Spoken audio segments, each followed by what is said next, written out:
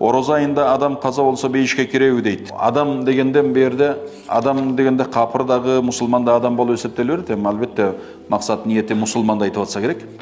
Егер kapırdı көңілінде şu ölgön adam degende kapır bolsa dilesi жоқ. Şariatımızda Orozu ayında ölüp kalganlar tuğrasında o janantip жақшы niyet kılat. Hiç kim kese ayta albaydı.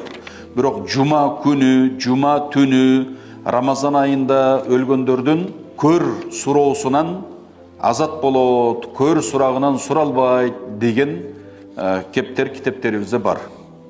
Айрыкча жума күнү, жума түнү. Анан şu orozodо келгендигинде алымдарда талаш бар.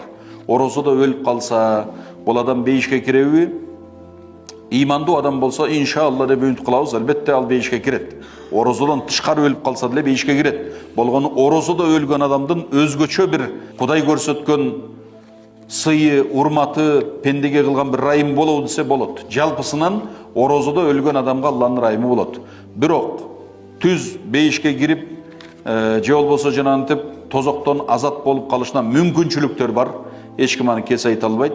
Жанагы жогорудагы эле хадистерде өткөндөй, тозоктон азат болуп калыш мүмкүнчүлүк өтө көп Рамазан айында. Бейишке кирип калыш Алланын кечиримине, райымына туш болуп калуу мүмкүнчүлүктөр өтө көп. Алладан үмүт кылабыз. Ошон үчүн биз жакшы күмөндө болобуз. Рамазан айында өлгөн адам иншалла бейишке кирет деген үмүт кылабыз. Бирок кесе эч ким эч нерсе деп айтпайт. Ал туурасында ачык далил болбогондугу үчүн дейт алымдар.